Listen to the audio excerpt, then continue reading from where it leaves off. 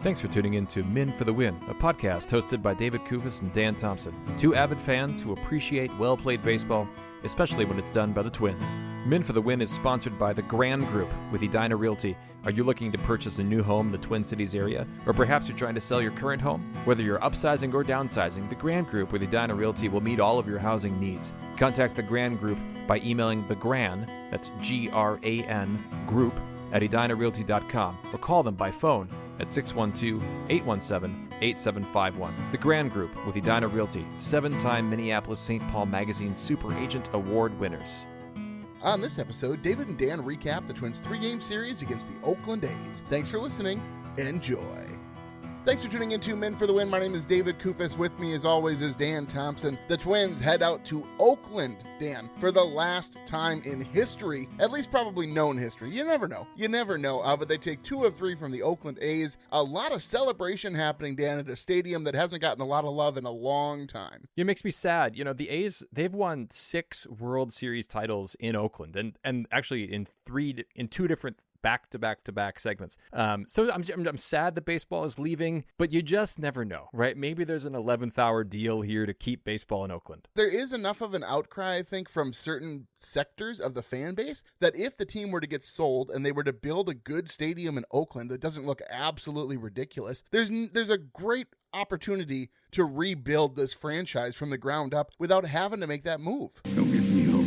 Sacramento cannot be a better place to play baseball professionally. Even I get that Vegas is a draw. Anyway, but yeah, that delayed Game 3 by 25 minutes. They still couldn't muster 20,000 fans. So I think that's maybe the issue here. Is the bottom line they're just not drawing enough people. Well, to be fair though, how much of that is on the fan base, Dan? If you have an ownership group that does not care, isn't going to invest any money in the team, literally are paying their guys with Cracker Jacks, like that's how they're paying most of their players right now. They won't sign anybody of note. What do you expect to have happen? I mean, the Twins fan base, I think, has responded remarkably well, knowing that their ownership has absolutely botched them to start this season after the success they had last season in the postseason. I think what you're describing feels a lot like what the early 2000s Twins teams, right, with the Metrodome and everything. Everyone was afraid they were moved. So hopefully there can be a change, because it would be nice to see baseball stay there. Yeah, so a couple other notes here. Everybody is buying these new hats, Dan, the new jerseys, the new shirts. Everything's coming out with these logos. People seem to really embrace it. I need to note, my brother, not a big ball guy, he went out of his way to buy one of the new hats, Dan. Like, that's it. The fact that my brother is buying Twins alternate cap is just absolutely insane to me. I do have one thing that I don't quite get, and it's the loon picture. Like, I don't quite see a loon in this like flux capacitor looking thing on my shirt right now. I can't quite make it out. I want to mock you a little bit, but I think the loon is there. But I think that's super legit. I wouldn't have minded if they made that the primary part of the jersey, actually. I do love the loon. Yeah, I like that sound. Yeah, last note here, Dan, before we get into the recap. Really interesting interaction happens between Correa and a heckler. A heckler sitting in the front row of the Oakland Coliseum. So he's one of the 12 people who actually made the jaunt out to the stadium. He starts talking to Correa and hitting his arm against the wall to bang. And he tells Correa, hey, if I hit it once, it's a fastball. If I hit it twice, it's a slider. And Correa responds to him. He gives him the old thumbs up head nod deal. But doesn't that feel just sort of yucky to you? It feels like he's just kind of being in on the joke a little bit. I want to build a championship culture. But it's not like an inside joke, Dan. It's like hey, remember when everyone was really sad about baseball because you guys won a world championship in which there was a game where none of you swung at a ball that Clayton Kershaw threw that wasn't a fastball? You should be sad about this still. Yeah, probably. I guess maybe he could have just ignored them and moved on, but I don't know. He's hitting like 1,000 OPS over the last month, so maybe he's feeling pretty good about himself. And that's real possible. I'm not saying that I just think that no response is better there. I don't think that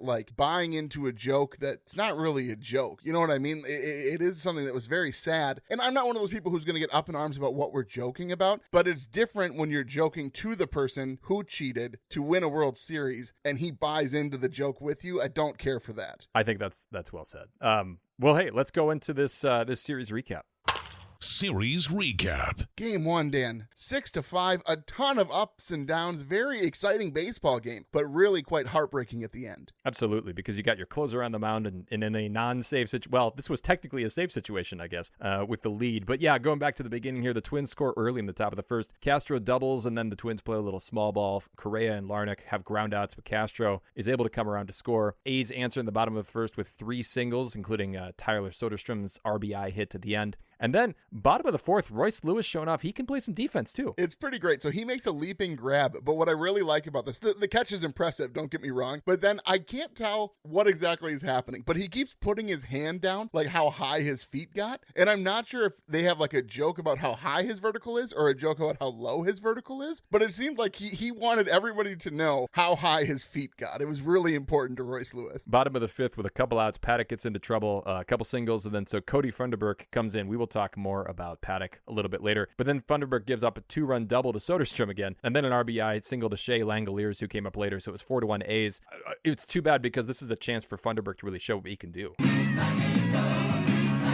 I was pretty happy with the move, actually. We're going to talk about that a bit later. But yeah, really disappointing in his outing. But then the top of the sixth, the bright spot for the Twins, Royce Lewis, Dan, hits a home run because that's all he does. He is the fastest Twin to hit 10 home runs in the course of a season, which he did in 16 games. But the previous record, Dan, I just had to bring it up, was set by Eddie Rosario in 2019 at 22 games. It took him to hit 10 home runs. That's so much faster. 6 fewer games to get to 10. What a start. Well, I mean, even 22 games is pretty crazy when you think about it. Right, it's within a month. Bottom of the sixth, Alcala pitches a clean inning, which is good because then at the top of the seventh, the Twins are able to rally. Vasquez gets a single. Good things happen when Christian Vasquez gets singles, I think. Martin walks, and then Castro hooks a 3-run homer down the right field line. And just like that, a 5-4 lead. I don't know about you, but there may not be a more exciting play in baseball than the lead-changing home run late in the game. Oh, yeah. I mean, a walk-off is probably the top of the pyramid, but right below that for sure. Like anytime there's a game-swinging home run, absolutely, it's near the top. Well, and then the Twins actually had a chance to continue this in the seventh inning because Correa walks, Larnach singles, but then Lewis struck out, and then Santana flew out. And then in the eighth, they get another chance with runners at first and third, but then Martin is picked off, kind of leaning the wrong direction between first and second,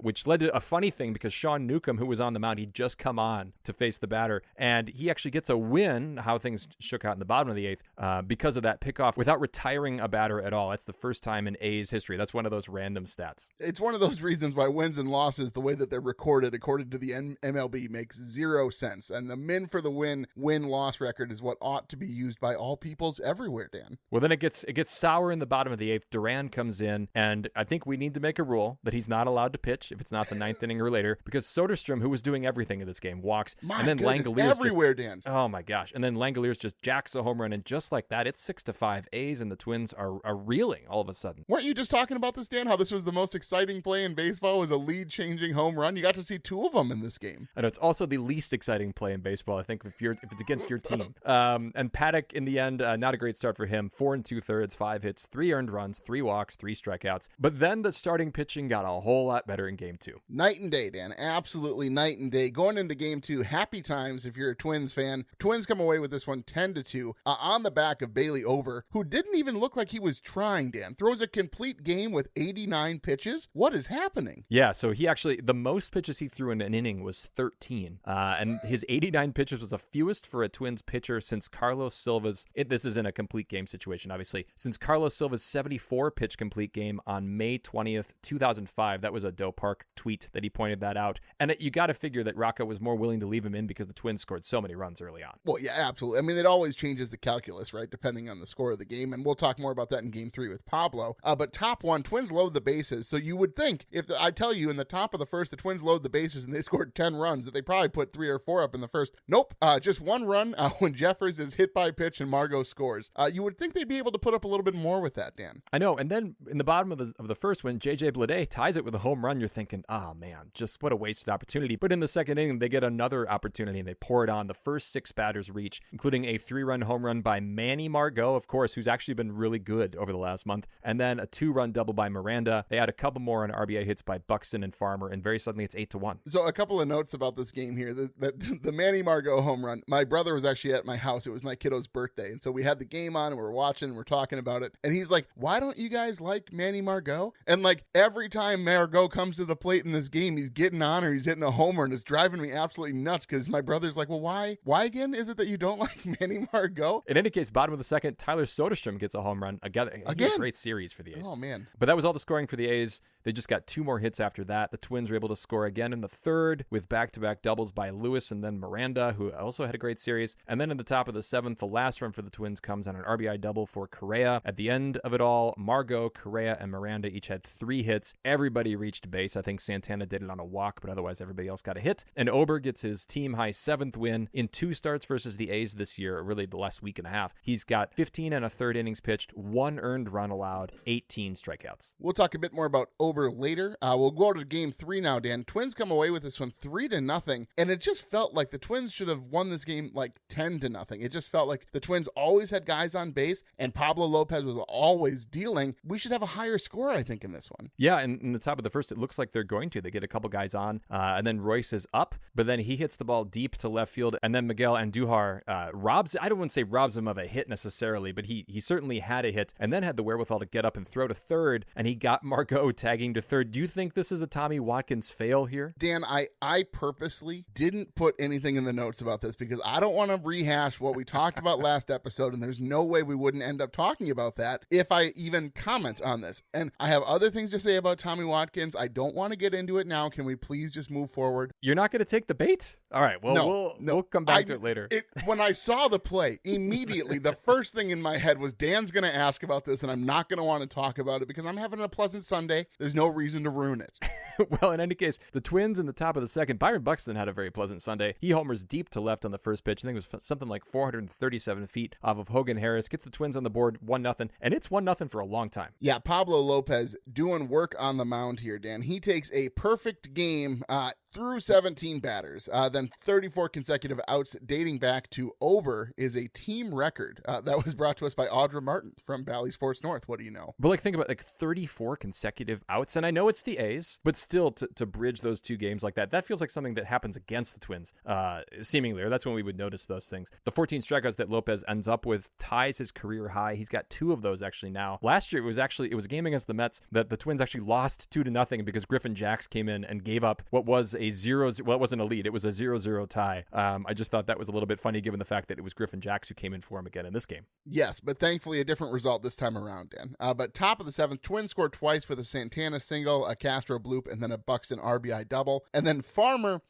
with an RBI ground out that scores Castro. A couple of notes about this inning that we need to talk about, Dan. First of all, Watkins holds Castro at third on Buxton's double, which was absolutely the right call. And I don't want to give him too much praise because I give Watkins a whole bunch of flack, right? Please attempt to be a gentleman. Every time he makes a bad call, I am absolutely there to tell him about it here. So I think it's important when he does something right. I feel like, when Inigo Montoya is talking to Physic and he says, "You did something good." Like, that's how I feel. Wow, that was a terrible accent. I don't know what dialect I was just speaking. It sounded more Russian than Spanish. But anyway, I feel a little bit like that in this. Are like onions. Should stick to. No, this is a great comparison. All right, well, fair enough. Yeah, go ahead. I'm going to get that sounder towards me a few times in this episode, actually. I have a couple of things coming up here. But it's important to note, even if it was a pretty obvious call to keep Castro at third in this situation, it was a good call by Tommy to keep him there. And then further, Dan, on this Kyle Farmer fielder's choice, Buxton's thrown out at third, but Tommy Watkins immediately goes to the ump and he starts barking about how the third baseman has his foot obstructing Buxton's path to make a tag on the bag, which I love. Like, that's when I want to see Tommy Watkins yelling. I don't want to see Tommy Watkins yelling because he changed his sign after the guy has rounded third base. I want to see Tommy Watkins yelling when the umps make a poor call that he wants them to review. So Tommy Watkins, that 7th inning, I don't know what it is. Maybe, he had a V8 or maybe it was a Gatorade or something, but repeat whatever you're doing there, Tommy, before that 7th inning. It's the cows. He had some nice glass of milk, I think, there. Maybe when I cut that sounder, Dan, I never imagined you would find so many interesting ways to use it. Well, in any case, the Twins, that's all they need. They win this game 3-0, as we said. Lopez gives them 8 innings, 2 hits, 1 walk, and again, the 14 strikeouts. Griffin Jax comes in. He does allow 1 base runner, but he's able to lock it down. And so the Twins end this series with what turns out to be a crucial series win. They are in second place in the Central. They're 43-35, which is just ahead of the Royals, who are 42 and 37, but still they're back from the Guardians. They're 7.5 back, they're 49 and 26. So still some ground to make up, but they're still sitting in a wild card spot, very much in a playoff position with an exciting summer ahead of us. All right, let's push forward then, Dan, on to Puckett's Picks winner. What a sad, sad time. Catch 'em all, Kirby Puckett! Puckett's Picks winner. Finally got a win, and it was Castro, of course. Maybe he's becoming my guy. You got Kepler and Correa. Maybe Castro's going to be the one for me. 10 points, which is enough this series, anyway, to beat Lewis, who had 5 for the listeners. Correa only had the 3 for you. Hogs picked Trevor Larnach, who played about as much as Caleb Thielbar, I think, in this series, who had just 1 point. I actually get the bonus point, too, because Castro was tied with Miranda, but he had a home run. And so I have a lead, at least over the listeners now in the season. Yep, so I'm still in the lead with 13.5. Hogs is in second with 8.5. Now Dan at an even 5, and the listeners still struggling behind at 3.5. Well, I'll take the win. I do have to give you some props here, Dan. If you folks listened to last episode, Dan was really on the Willi Castro bandwagon. They're the Willi Baldelli bandwagon. His metaphors, they were very confusing. It was hard to follow. But I do have to give some props to Dan for sticking behind his words. He didn't just, he walked the walk and he talked the talk. It's great, Dan. Congratulations. Thank you. I do want to see a picture of Willi Castro's next birthday and whether he does indeed spend it with his manager and his family. I think that'd be pretty cool. Well, in your metaphor, he's carrying his own birthday cake, and then Rocco is blowing out the candles. It was a very confusing time, Dan. If the Twins promotional staff can make this happen for me, I would love to see a picture of Willi Castro with a birthday cake and the 3 Baldelli children surrounding him. I think that'd be great. Okay, onward, Dan. Beast versus Bench. Beast versus Bench. Is losing fun? Is losing fun. Well, you're going to find a theme here amongst us, Dan. But so I took Bailey Ober. Again, a fantastic outing. 2 earned runs, but a complete game at 89 pitches is absolutely insane. And I do need to note these home runs because I went and I looked back. Both of them were on the first pitch of at-bats, and neither were middle. Like, they weren't bad pitches. They weren't get-me-over fastballs. But I think there's something to be said about both of Ober's first 2 innings had super long delays before he actually got to pitch. So there's something to be said about a guy sitting cold in the dugout for a long time. It's great the offense was putting up runs, but I think Ober kind of had to get himself psyched back up to go back out on the mound. I think that's a really good point because it seemed like Pablo Lopez's rhythm that he was in was one of the reasons he was able to just keep mowing down Oakland A's batters. That's who I picked as my beast after his great outing, to get these back-to-back starts to finally give the bullpen a real break. And I know they have a day off tomorrow. There's going to be guys other than Caleb Thielbar who are going to go a week without pitching here. Yeah, who do you have on your bench? I went with the other starter, Chris Paddock, who only got 14 outs, 8 base runners, 3 earned runs, 3 strikeouts, just 4 quality starts in 15. I don't think it's quite time to make a change there because, first of all, who else are you going to go with at this point? He's not been terrible, I wouldn't say, but he's definitely your 5th starter, which actually brings up an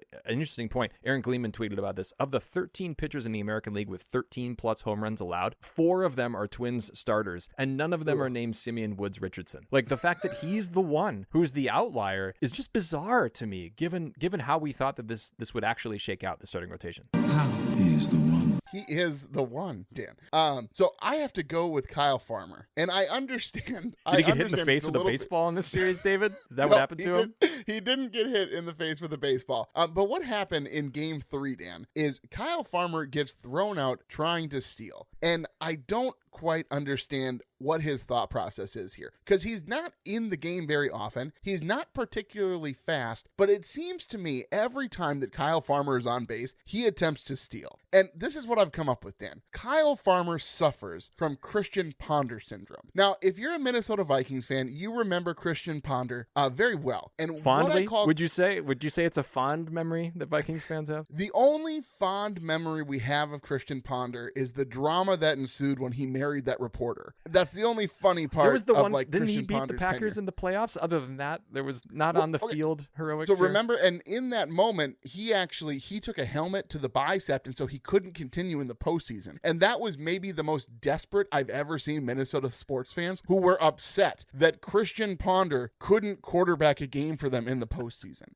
But so what I call Christian Ponder syndrome, Dan, is any time that a quarterback or a baseball player in any sport whatsoever anytime they're willing to sacrifice their body or try and do anything that's not really like a true skill set in order to better their team's chances to win, that's Christian Ponder syndrome. So Christian Ponder syndrome for a Viking player like Christian Ponder is taking a full dive forward as a quarterback and getting absolutely crushed by two linebackers with hits to the head in order to secure a first down. Kyle Farmer's version of that is trying to steal a base at every opportunity. Christian Ponder syndrome, it's a real thing, Dan. Ogres are like onions. Okay, I think I can buy that. Yeah, I also think that he's just trying to play for his job, right? Like, because he knows that at any point the chopping block could come for him. The Reaper is waiting behind him in some sense. And so...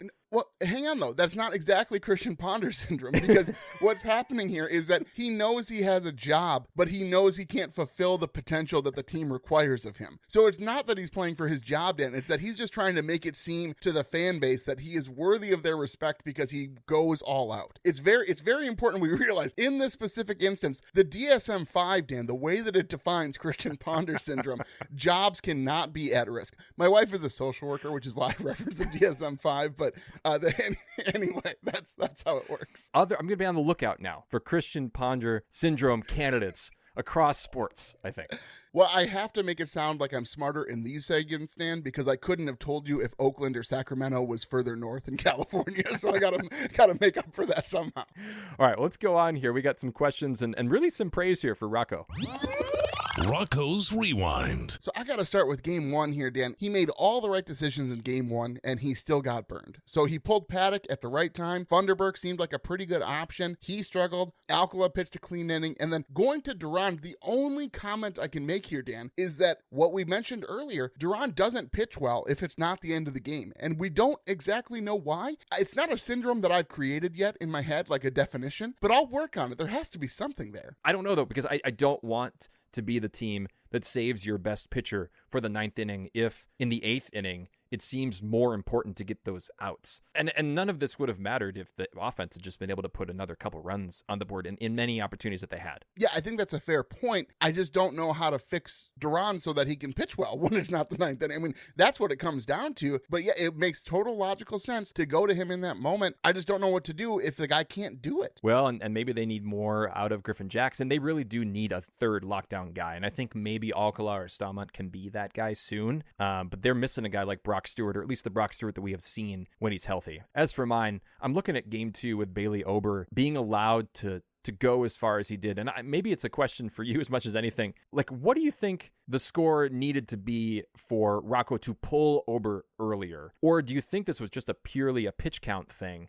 I have trouble thinking that if this is a closer game, he would have been given that chance to finish the game. 89 pitches, though. I don't know what he was at the end of 8, but like, let's say he was at 73 pitches. I think you still let him go out even in like a 2-run game. I think maybe a 1-run game, you say, hey, you know what, maybe we go with one of our seasoned closers. But I think in this moment, Dan, if you're at that low of a pitch count and you've shown to be as effective against the lineup, I think you got to let him go. I think so too. And so I guess this turns into a praise of Rocco for being able to just kind of like go with what he sees in front of him and not necessarily the numbers that might suggest that Bailey Ober isn't as good the third or the fourth time through the lineup. A quick note on game 3 for Rocco too. I think he made the right call in pulling Pablo at the end of the game for the 9th. I think you could have sent him out there, but you're almost at 100 pitches. You're up 3-0. Why risk it? Put in a guy who's not going to give up 3 runs and get out of there with a series victory. All right, let's move on here to those Minnesota moments. Minnesota moment. Now, this is going to seem a little hypocritical because I mentioned earlier how there was nothing more exciting than a lead-changing home run, and the Twins did have one of these, but they lost that game. So I feel like it can't be the quintessential Minnesota moment. But Royce Lewis's home run in game 1, all of his home runs are just those moments. He has made every at-bat a must-see at-bat. It was funny. They interviewed Bailey Ober in the game today, and they were talking about what is the team's perspective when Royce Lewis is at bat. And Bailey says, well, we all just kind of assume he's going to hit one at least once during the game. That's amazing. It's amazing to have a player like that. It's just yet another comparison to Kirby Puckett. I can't think of a guy since him who's had that much excitement in the fan base every time he steps up. It is remarkable. And I mean, even the fact that he's probably garnering a pretty large amount of all-star votes should just speak volumes to what this fan base feels for that man. He is the one. What do you got? Yeah, so I have to say Buxton showing what he's capable of in game 3 with that homer and then that double as well. I think that Byron Buxton obviously has sort of taken a hit in the minds of fans, also due to his injury history, obviously, but also because of the guy we just talked about, Royce Lewis, and because of the way that Carlos Correa has been playing. And like all of the publications from the Twins have these 3 guys on it. Like those are the guys, those are the ones they're promoting. And it's just Buxton looks like the squeaky wheel when you have Royce Lewis and Carlos Correa playing the way that they are. And so when Buxton plays like he did in game 3, I think it just shows what this trio can be. And they can be a big 3, if I can steal a word from the NBA here. If there's another guy who could step up and be that third, who is it? I think it is Jose Miranda if it's not Buxton at this point. Well, David, before we move on, surely you know that when something is the OG, it's special. It's the original. It's where it all started. And that's what OG Zaza Pizza is. It's pizza as it was meant to be. Located inside Potluck Food Hall at Rosedale Center, OG Zaza serves up New Haven-style pizzas, Caesar salad, and big-ass breadsticks that are literally 2 feet long. For the month of June, we get another week or so here. All pizzas are $10 after 5 p.m. every day of the week. You heard that right, just $10. So stop in and take advantage of this delicious deal before it's gone. It's embarrassing, Dan,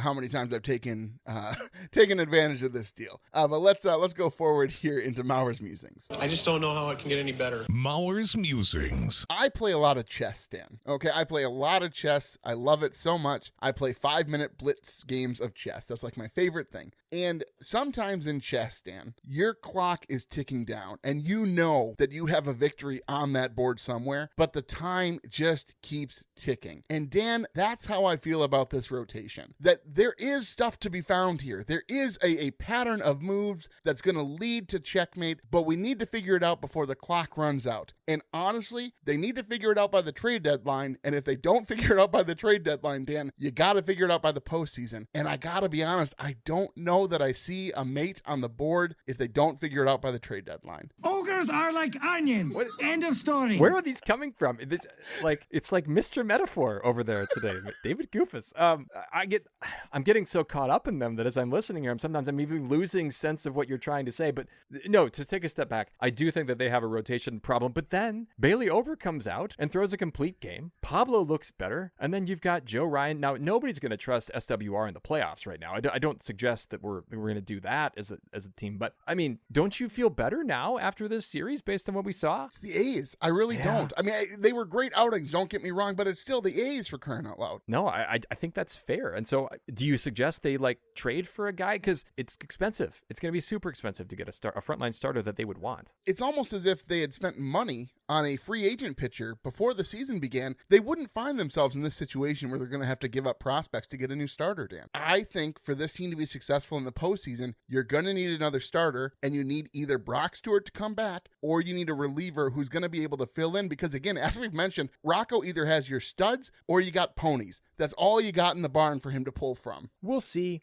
I'm not holding on hope, though, in a guy like Brock Stewart helping out that bullpen. I want to see Varland getting some innings now, because these wins matter just as much now as they will at the end of the year, which kind of relates to a question that I have for you. How long can they keep Brooks Lee and Matt Wallner down there at AAA doing what they've done? And there's some history here in the sense that we have seen players play super well at AAA and not be great. Look at Alex Kirilloff. He was fantastic at AAA last year, and he just can't quite seem to put together a long enough stretch at the majors. But at some point, do you have to find a way to see what you have in Brooks Lee and Matt Wallner, or is it okay for these guys to continue to mash at St. Paul and have us wonder what could be? I think it's tricky because of how many guys you have to fill those different roles. I mean, unless Kepler goes on the IL or Larnach continues to struggle and he can't figure it out, Wallner doesn't have a path to the majors right now. And sort of the same thing with Lee. Unless either Miranda, Farmer, or Lewis goes down with injury, or maybe Correa even to some extent, you're probably not going to see him either. There's just no room right now to put an unproven guy out there when these guys are producing. I mean, Kyle Farmer aside, but again, that's a whole different story. I think it's telling too that Brooks Lee is getting some time at second base, because I think they want him to. I mean, that's the spot, right? If everybody's healthy, they're not bumping Lewis and Correa out of the lineup. So hopefully we get to see them soon. I wonder if it's going to be with either of them. They're going to be a September call up. Somebody must get hurt over the next couple months. Just kind of the rule of averages would say, though, they will get their chance at some point here. Even if it's a pretend injury, somebody will go down with injury. I'm sure of it. All right, let's move forward and grade this series. series grades. You know, Dan, after game one, I was a little bit distraught. I was frustrated, thought it was a game they should have come away with. I'm going to give them an A-. I think that games 2 and game 3 were pure domination. Game 1, honestly, the reason I think I'm giving them a pass on game 1 is because Rocco made all the right moves and they still didn't come away with the victory. So Rocco is really helping the score in this way. So I'm going to stick with my A-.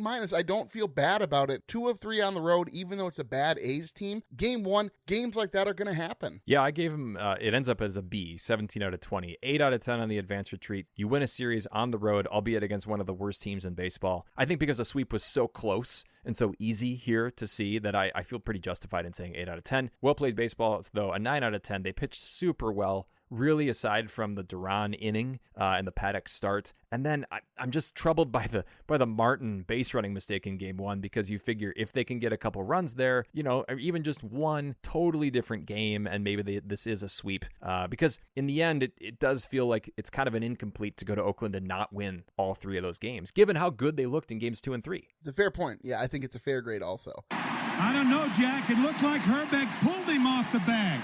Herbie's headlines. So I didn't realize that we had traded Willi Castro to the White Sox. You said that, and I thought legitimately, I hadn't watched the video yet, and I worried that my birthday boy had been dealt away, and I thought, what possible return did they get? No, so the White Sox lose to the Tigers after Paul DeJong forgets how many outs there are and gets doubled off at first base, which just made me think Willi Castro over and over and over again. I mean, those poor White Sox. Luis Robert dropped a baseball, just a routine fly ball earlier, too. They are so mentally checked out. They're done. Yeah, they are a long way back in the standings, and they're just hoping that they get traded off of their sinking ship onto a team that is competing for the postseason. Well, you know, and bringing up a water metaphor, I think, is pretty apt and interesting in the Midwest right now with all the flooding that's been going on. But you sent this out to me that 50 volunteers went to protect a field in Dundas, Minnesota, which is just south of the Twin Cities, from rising waters. And the picture of that is really remarkable. It looks like the imaginary line that Rob Manfred wants to draw, or I guess he kind of has drawn, right, that infielders can't step back into the outfield from. It's really cool. That's thanks to at Twins Almanac on X. Great follow if you're not following them. But just really cool to see people come together for the love of the game and for the protection of a field. And, you know, I'm no groundskeeper, Dan. And if you saw my lawn, you would probably laugh. You would think this is your lawn.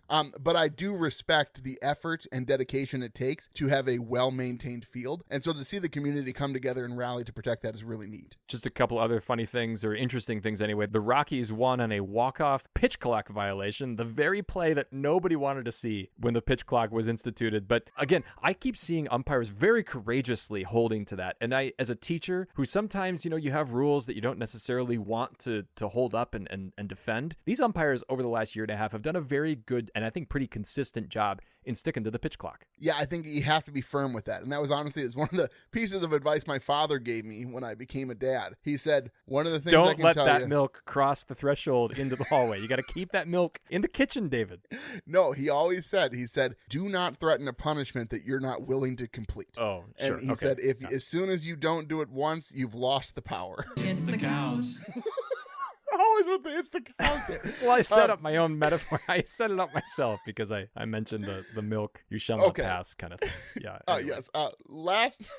So many times. By the end of the season, that's gonna be our most used sounder, and it makes no sense in almost any context, but you found a way. The one last note here: the Blue Jays' Justin Turner was called safe stealing second against the Guardians because his helmet falls off, and the second baseman tags the helmet but not his body. Which I think is fascinating, Dan, because if that's going to be a rule, if you were trying to steal second and it was going to be close, wouldn't you just grab your helmet? And you know, in dodgeball, where you like use the ball to block away a ball that's thrown at you, that's all you got to do. You just take the helmet and you kind of toss it in the direction of the second baseman or the shortstop. I was just thinking you could just take the helmet and just throw it at the second baseman, like just as a distraction. Yeah.